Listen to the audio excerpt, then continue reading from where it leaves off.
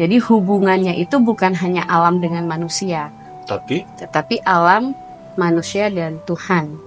Tuhan dapat dikenal sebagai Dia yang tidak bisa dikenal, yang kita katakan sebagai transenden. Di dunia barat kan alam dan manusia saja. Betul. Karena memang Tuhannya analitik gitu. Kalau dalam tasawuf kita ingat ya bahwa perkawinan itu bukan penyatuan fisik, tapi lebih pada titik temu jiwa. Akal kita ini ada akal yang bersifat teoritis, hati itu dia ada yang menghadap ke alam, sesuatu yang ilmiah. Bahasanya ada yang menghadap ke Tuhan. Sebabnya hati itu alat aja, Kak. Sumbernya itu ya tetap dari Tuhan. Hati yang menghadap ke alam itu dia memang kecenderungannya pada hasrat.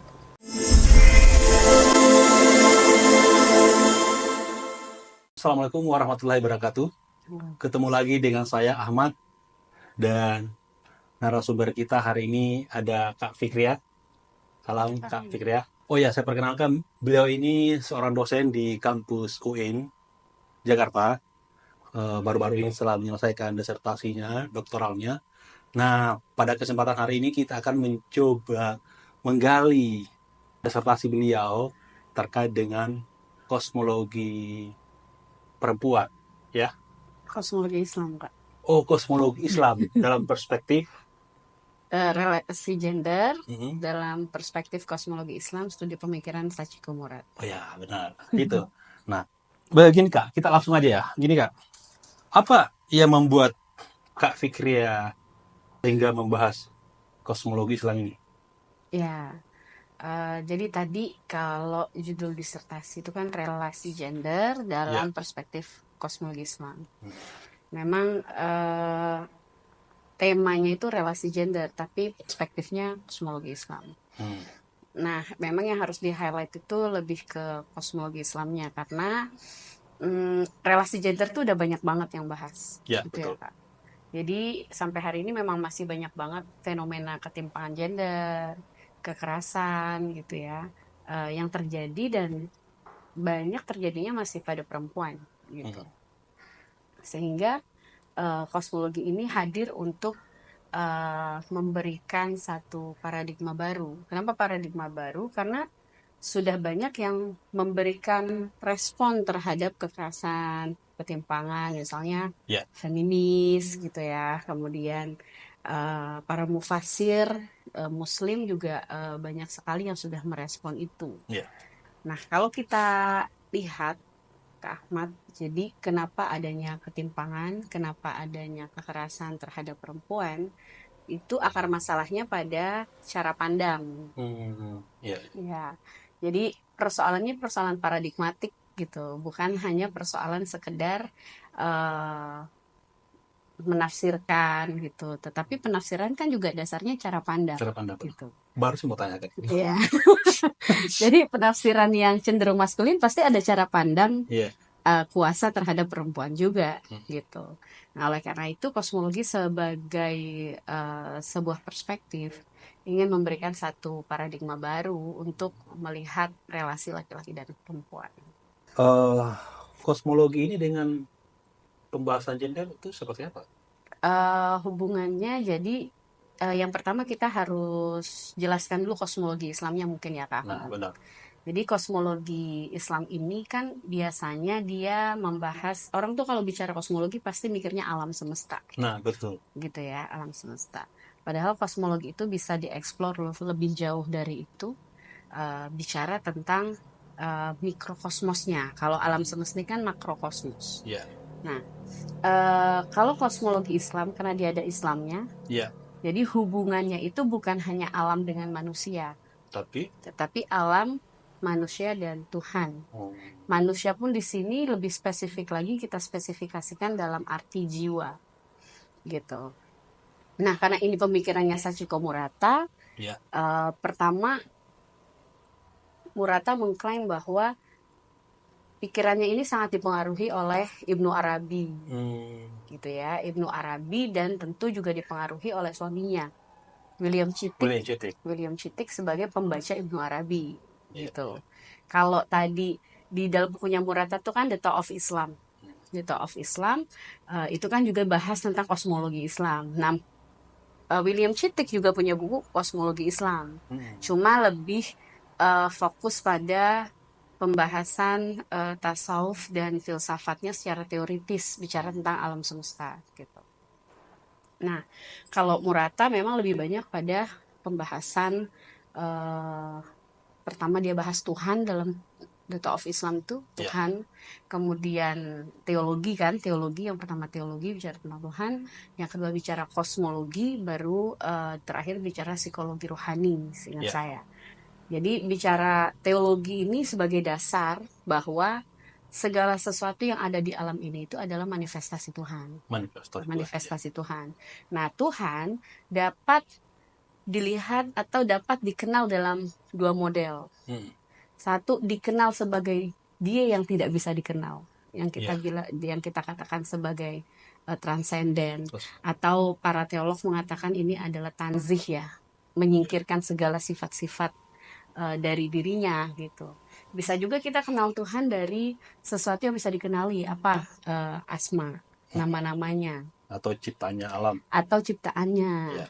Nah, jadi segala sesuatu yang ada di alam ini pasti memiliki apa yang ada di dalam diri Tuhan itu. Yang Tuhan miliki ada di alam itu, bahkan di dalam diri kita. Segala sifat-sifatnya, nama-namanya, Jamal, Jalal, semua itu ada di dalam segala sesuatu yang ada di alam, termasuk mikrokosmos atau manusia gitu. Nah, jadi kalau bicara kosmologi itu sebenarnya hubungan antara alam, jiwa, dan Tuhan. Kalau di dunia barat kan alam dan manusia saja, betul. Karena memang Tuhannya analitik gitu ya. Sementara kalau di Islam itu dia tidak lepas, dia tidak jauh, Tuhannya itu tidak jauh. Ya ada yang transenden tadi, tetapi juga ada yang dekat gitu. Yang dekat inilah yang menjadi cara pandang yang berbeda ya, bahwa Tuhan tidak hanya dikenali dari segi yang jauh, tapi juga dari segi yang dekat tadi. Nah, yang dekat ini terkait dengan nama-nama yang bisa dikenali tadi. Nah, itu ada di dalam diri kita sebagai manusia. Dan prinsip dalam kosmologi yang paling penting, bahwa intinya sih Kak, dalam kosmologi itu adalah keseimbangan. Harmoni, seimbang. Semua nama-nama yang ada di dalam diri kita. Jadi, bagaimana mengharmonikannya dengan satu inti dari kosmologi adalah perkawinan. Nah, kayak gini Kak, semua yang kakak sampaikan itu kan bukan hal yang baru ya. Artinya sudah dibahas berapa abad yang lalu, Ibnu Arabi ataupun mungkin Jalaluddin Rumi. Nah, pertanyaan saya, apa sih yang kira-kira dari pandangan Sachiko Murata ini, apa yang baru di kosmologi Islam ini? Ya, jadi kalau yang baru dari Sachiko Murata itu, kita bisa melihat bahwa ternyata hubungan alam jiwa dan Tuhan, kalau dia sudah harmoni, kalau dia sudah kawin nih antara alam jiwanya kita dengan hal-hal yang ilmiah, kemudian dengan yang transenden tadi Kak, maka dia mengalami harmoni. Nah, kalau dianya sudah harmoni, maka ketika dia menjalin relasi, bukan lagi membentuk harmoni, tapi menyatu. Makanya kan kalau dalam tasawuf kita ingat ya bahwa perkawinan itu bukan penyatuan fisik, tapi lebih pada titik temu jiwa. Jadi yang bertemu tuh antara jiwa yang sudah kosmik, bahasa kita sudah harmoni, dengan jiwa orang lain yang juga sudah harmoni. Maka nanti disitulah yang namanya perkawinan. Kalau sudah ada perkawinan, sebenarnya kita akan melihat bahwa hubungan gender itu tidak lagi berupa kalau di dalam fikih kita kenalnya tuntutan ya Kak, tuntutan hak dan kewajiban gitu ya. Tapi kalau di dalam kosmologi, kalau sudah harmoni dua jiwa itu kalau kita bicara relasi gender, maka yang muncul itu adalah cinta, dan cinta tumbuhnya buktinya itu dalam bentuk pelayanan. Jadi nanti laki-laki dan perempuan nih kalau dalam rumah tangga misalnya lihat baju kotor tuh dua-duanya mau nyuci Kak gitu. Karena kalau lihat piring kotor dua-duanya mau nyuci piring gitu, karena memang bentuknya pelayanan ujungnya gitu. Nah, itu karena udah ada kawin ya. Nah, kemudian yang paling penting lagi bagaimana jiwa itu kawin pada dirinya. Jiwa itu kan di dalamnya ada pengetahuan. Yeah. Pengetahuan itu ada alatnya. Yeah. Jadi alatnya itu ada akal dan hati. Nah, akal kita ini ada akal yang bersifat teoritis, artinya dia mencari data-data, mentasawur bahasa filsafatnya kayak. Mencari informasi. Ya, itu akal teoritis. Kemudian ada akal praktis. Di mana dia perlu memutuskan. Setelah dia mentasawur, baru ada akal praktis. Nah, tasdik. Nah, akal praktis ini bahasa lainnya hati. Nah, hati ini memang kalau kita bicara hati itu, dia ada yang menghadap ke alam, sesuatu yang ilmiah, bahasanya. Ada yang menghadap ke Tuhan, bahasanya gitu. Jadi ada dua hati. Ya, bukan dua hati, hatinya satu, tapi corak ada dua model di dalamnya itu. Karena kalau di dalam Al-Quran tuh ayatnya tuh hampir seimbang, Kak. Jadi ayat-ayat yang membicarakan tentang ketetapan hati itu adalah lokus pertemuan Tuhan, tempat pertemuan manusia dengan Tuhan. Tapi di sisi lain ada juga yang mengatakan kalau hati itu justru labil.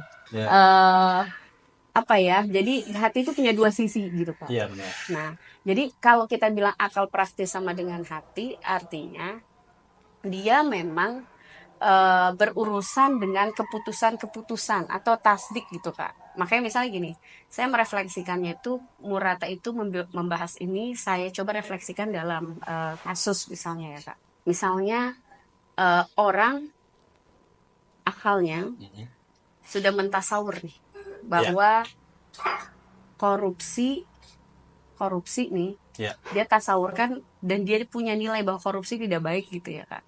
Nah, keputusan dia mau korupsi atau enggak itu kembalinya pada hati. Jadi keputusan dia bertindak itu semuanya pada hati gitu. Nah, itu akal praktis sebenarnya, Kak. Tadi saya berusaha untuk merefleksikan lagi. Nah, hati ini tergantung, Kak, tarikannya. Lebih kuat ke alam atau ke dalam. Gitu. Ke dalam ini maksudnya kemana? Ke dalam ini maksudnya lebih pada Tuhan, lebih pada spiritualitas gitu.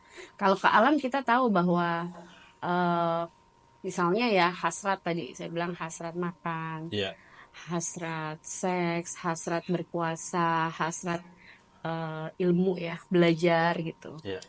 Ya, jadi kalau misalnya ada orang yang hasratnya belajar terus, tapi pakaian kotornya numpuk gitu kan. Nggak dicuci bulanan. Nggak dicuci bulanan. Jadi direndam lagi 3 hari. Itu udah bulukan lah tuh baju ya. Jadi maksudnya untuk sampai pada keputusan bahwa saya harus ngapain itu sebenarnya keputusan hati. Akal praktisnya di situ, cenderungnya di situ. Nah,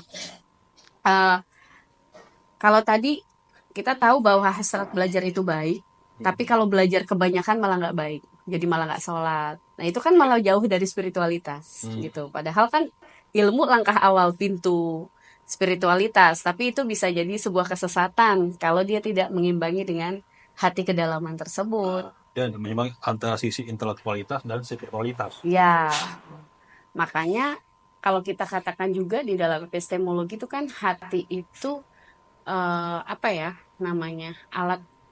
aja. Jadi alat, dia bukan sumber pengetahuan. Alat itu maksudnya gimana alat itu? Alat pengetahuan, jadi alat untuk memperoleh pengetahuan. Kayak panca indera ya, dia alat untuk memperoleh pengetahuan yang bersifat empirik. Tapi sumbernya bukan panca indera itu sendiri. Gitu, sumbernya kan alam. Alam, benar. Nah, jadi kalau misalnya hati itu alat aja, Kak. Sumbernya itu ya tetap dari Tuhan, karena dia sifatnya langsung gitu. Nah, caranya gimana supaya dapat pengetahuan? Itu tazkiyatun nufus gitu. Jadi di kosmologi itu sebenarnya orang itu bisa dikatakan harmoni kalau dia mampu menyeimbangkan antara akal teoritis dan akal praktis. Nah, akal praktis itu hubungannya dengan hati. Dan hati itu ada hati yang berhubungan dengan alam, ada hati yang berhubungan dengan ilahi, yang transenden itu. Nah, ini tadi ya, mungkin banyak teman-teman yang bertanya, bagaimana saya mengobjektifkan hati ini? Maksud saya, apakah sudah benar ini hati yang transenden? Jangan-jangan saya menganggap ini transenden, ternyata sebenarnya ini hati yang berhubungan dengan alam, yang berhubungan dengan hasrat, kepentingan saya misalnya. Bagaimana mengidentifikasi hal itu, Kak Fikri? Ya, jadi kalau sederhananya, kalau hati yang menghadap ke alam itu, dia memang kecenderungannya pada hasrat. Jadi keinginan-keinginan gitu ya, itu kecenderungannya di situ. Ya. Nah, tapi pertanyaannya, apakah kemudian perilaku itu menjadi benar atau tidak, itu nanti hati kedalaman yang bisa menentukan gitu.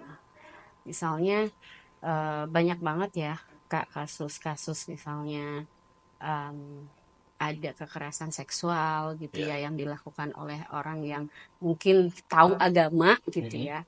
Nah itu kan hasrat tuh yang bergerak. Nah persoalannya apakah hati kedalamannya terasah untuk membantu dia untuk tidak melakukan hal yang buruk gitu. Dia bisa memutuskan itu melakukan atau tidak melakukan dengan pengetahuan yang dia miliki. Gitu. Berarti bisa nggak saya mengatakan bahwa pengetahuan kita terhadap alam semesta ini itu tidak akan mencukupi, dalam pengertian bahwa ketika kita tidak masuk ke dalam yang transenden, maka tanda kutip percuma pengetahuan itu kita miliki. Atau gimana Kak Fikri? Sebenarnya tidak percuma, cuma kalau hati kedalaman tuh saya lebih kelihatnya lebih pada kesadaran ya. Jadi gini, ada satu kasus, mungkin ini juga saya alami lah gitu ya. Jadi hasrat saya itu pengen dapat kontrakan deket kampus gitu ya. Wah itu udah gak bisa objektifikasi tuh akalnya. Yang penting dapat. Dan dapat lagi tuh kalau nggak salah harganya 1 juta per bulan. Kan deket kampus, deket 1 juta tuh murah gitu kita mikirnya. Terus oke deh boleh mbak gitu saya bilang.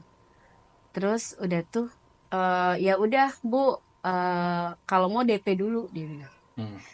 Harusnya kalau akalnya bener ya, harusnya tasawur dulu kontrakannya di mana, dilihat dulu gitu kan. Tapi karena hasrat udah bilang, udah nggak, yang penting dapat kontrakannya dulu aja, gitu kan. Terus nanti. Iya gitu.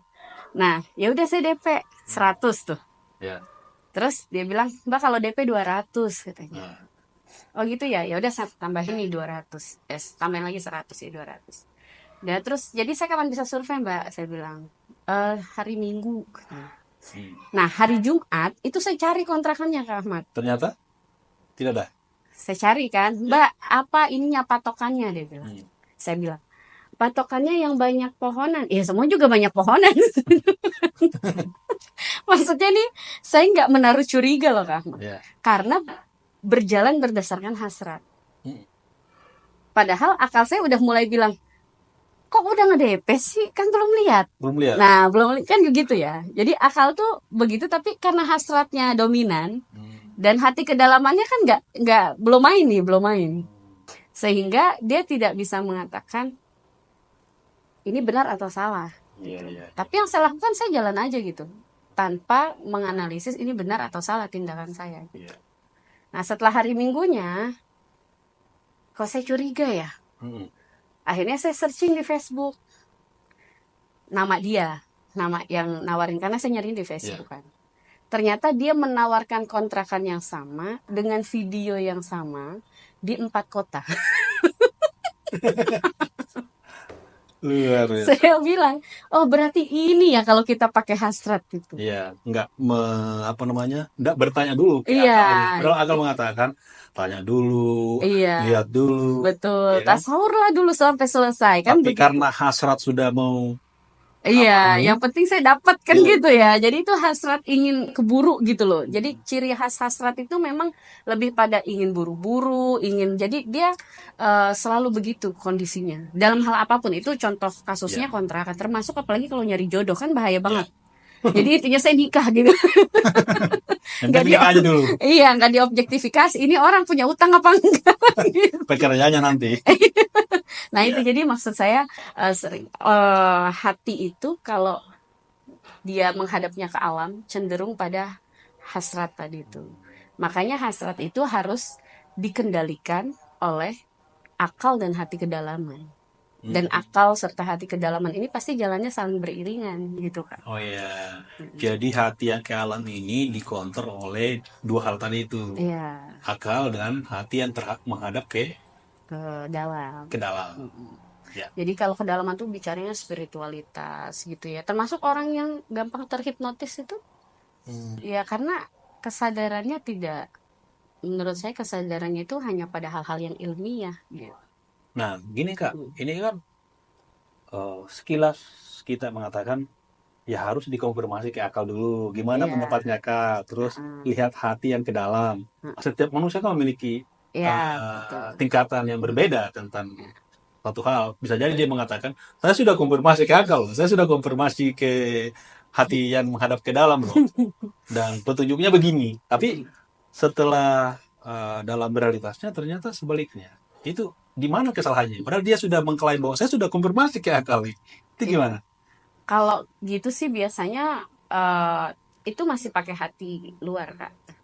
Jadi belum sampai pada puncak tasawur ya.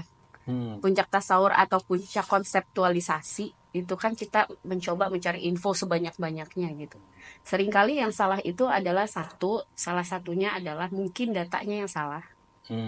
Yang kedua, mungkin kitanya memang menepis gitu bahwa ini sebenarnya salah, tapi biasanya orang kan enggak, itu udah bener lah, pasti bener gitu, pasti bener gitu. Jadi maksudnya beda antara pembenaran dengan sampai pada titik kebenaran, itu dua hal yang berbeda gitu.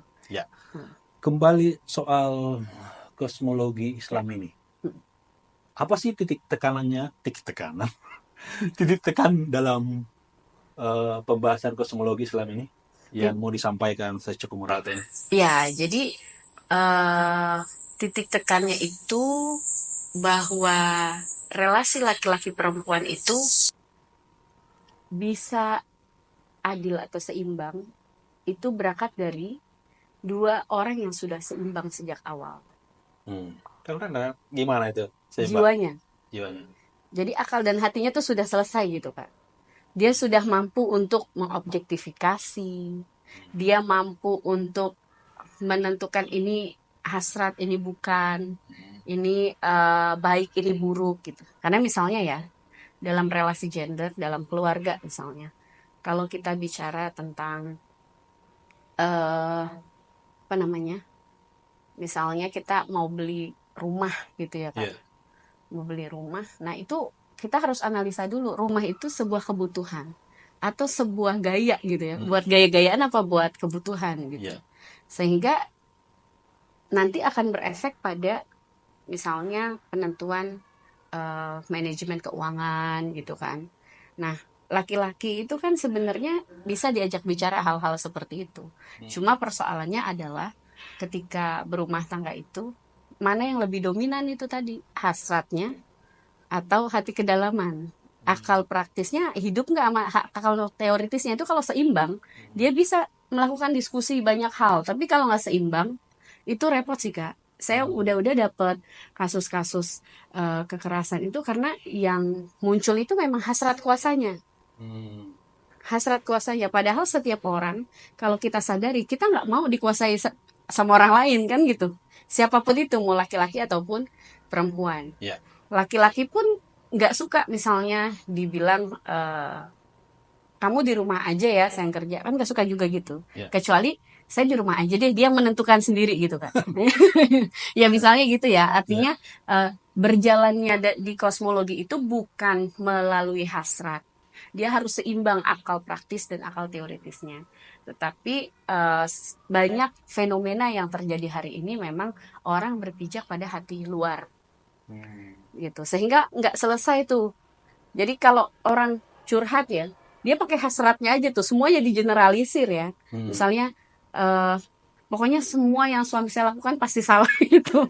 Pokoknya dia nggak mencintai saya, pokoknya semua. Padahal si laki-laki punya sisi positif juga. Nah itu yang nggak tampak karena dia bicara dengan hasratnya gitu. Padahal kalau dia mau objektif misalnya ya, dengan akalnya, pasti dia akan menemukan banyak sisi positif dari suaminya juga. Gitu. Nah, jadi dalam kosmologi itu kalau kita kaitkan dengan relasi gender, Pertama tadi, kalau dia sudah seimbang ya jiwanya, akal dan hatinya itu sudah seimbang, maka satu yang muncul Kak, cinta tadi.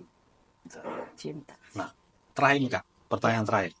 Saya masih penasaran soal ini bagaimana sih caranya agar mencapai keseimbangan itu. Itu kan saya berpikiran begini, bisa jadi mungkin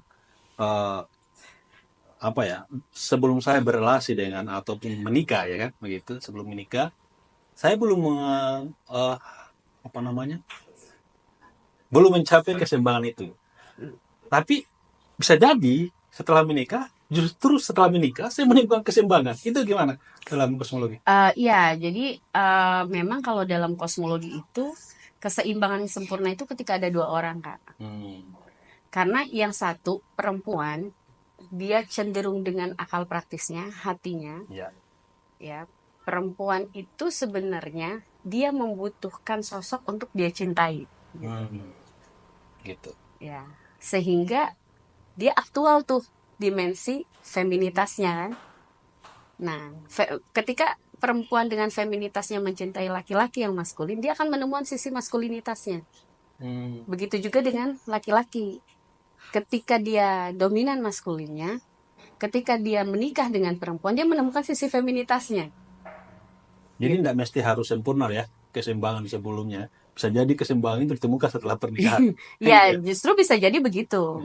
Karena tidak semua orang langsung seimbang kan Kak. Semua punya proses gitu. Ada juga sih setelah menikah malah nggak seimbang. Semakin kacau.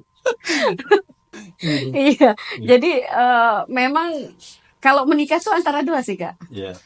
Antara setelah menikah itu orang kalau nggak jadi sufi jadi filosof. Makanya ada lelucon dari Socrates ya. Dia mencari perempuan yang cerewet lah, apa jelek supaya dia semakin teruji dia sebagai seorang filosof. Saya kira seperti itu. Ya. Iya. Mungkin demikian. Kak Fikri ya. Terima kasih waktunya sama-sama, Kak. Bisa hadir di podcast kita hari ini. Baik teman-teman yang ingin memberikan pertanyaan, silakan komen di kolom komentar. Insya Allah ada Fikrian aja. Alhamdulillah kita cukupkan sampai di sini. Wassalamualaikum warahmatullahi wabarakatuh. Waalaikumsalam.